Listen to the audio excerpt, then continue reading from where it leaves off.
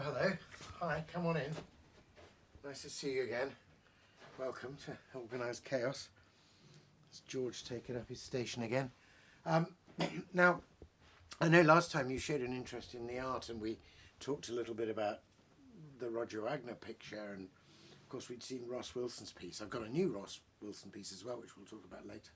But I mentioned among the artists that I've been very fortunate to know was Bruce Herman, an American painter.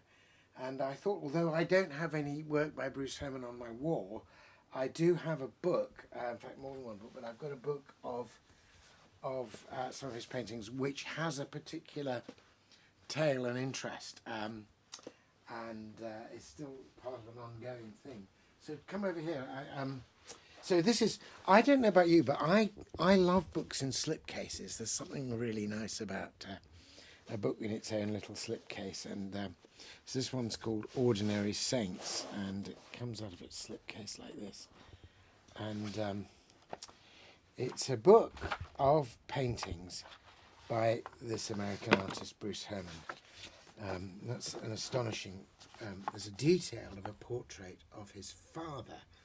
And in fact, thereby hangs a tale, because it was through this portrait of Bruce's father that I became in the project, which, among other things, has produced this book.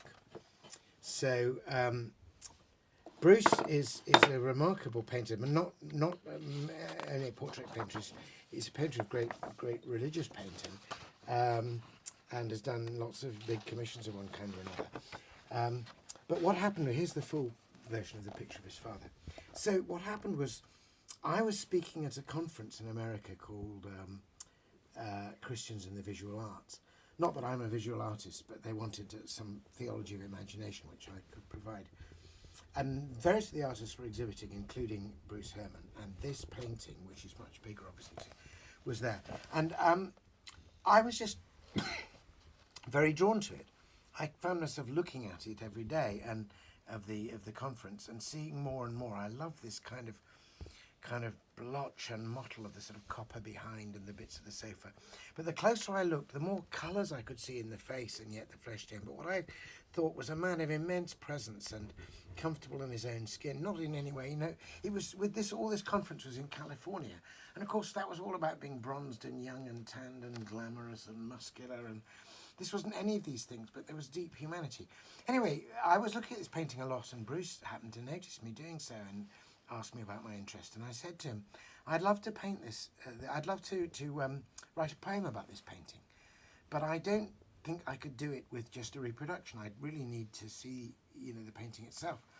And I ended up, he said, oh, I'd love you to do that. And we ended up with an invitation to his studio, and there was the painting. And I'll read you the poem I wrote, but then you'll see something else happen. So here's the painting, and here's the poem. It's, as you see in this book, in fact, printed next to the painting.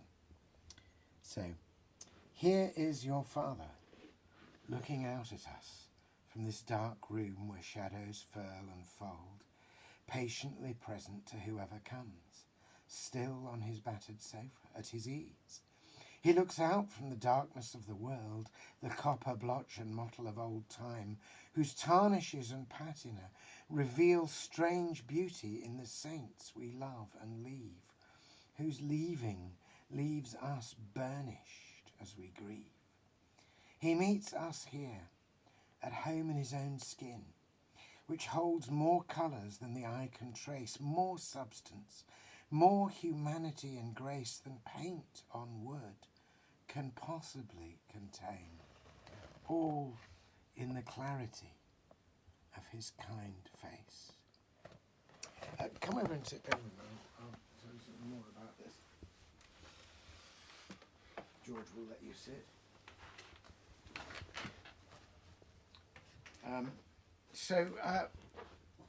I told you that I eventually went to see Bruce Herman in his studio in Gloucester in Massachusetts, as I thought, simply to look at his father's portrait and write a poem about it. But when I got down into his studio, I saw not only this portrait, which was the one I expected to see, but I saw his mother And then I saw an amazing self-portrait of the man himself and his wife with a kind of halo and almost a cross behind her, and more portraits in a kind of icon style. That's his son and his daughter, and there's a grandson wonderfully in a tree. And I realised that all kinds of family and friends. There's a granddaughter, you can see her just down there. And then I began to recognise various other figures. I knew that man, that's Jeremy Begbie, a great theologian and writer about theology and the arts and music.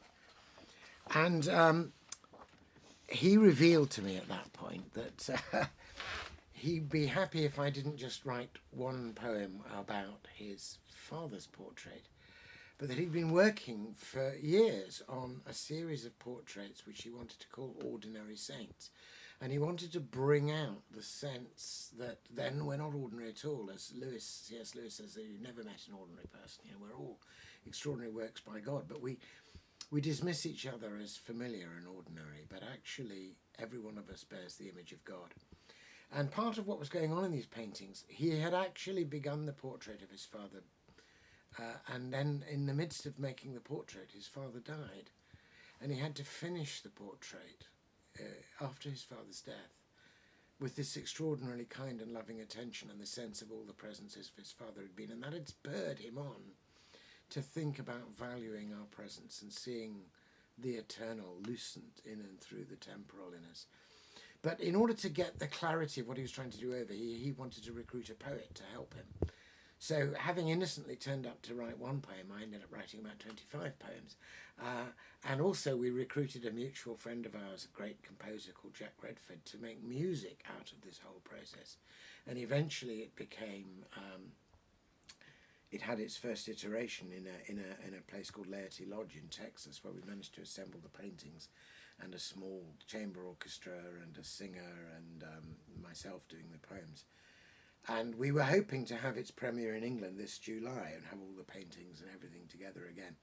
And we made this book with all my poems and the paintings was published around the time of the Laity Lodge thing, and there's a paperback of it as well. And there's some of Jack's music.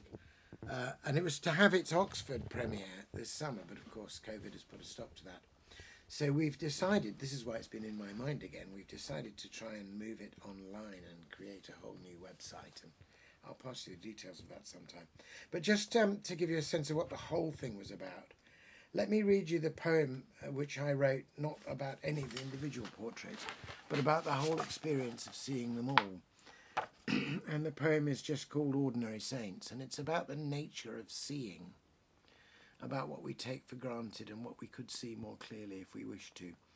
And I suppose it turns on the fact that a portrait painter, I mean, apart from a parent or an intimate friend or lover, there's probably nobody that ever looks at your face quite as closely and unashamedly directly as a portrait painter does.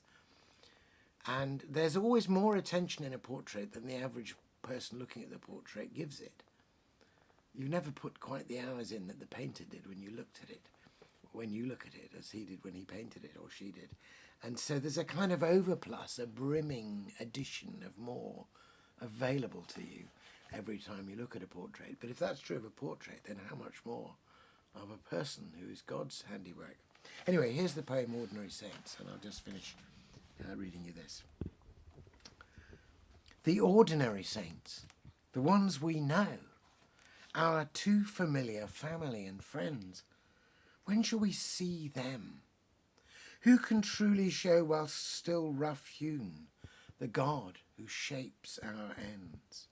Who will unveil the presence, glimpse the gold that is and always was our common ground, stretch out a finger, feel along the fold to find the flaw, to touch and search that wound from which the light we never noticed fell into our lives?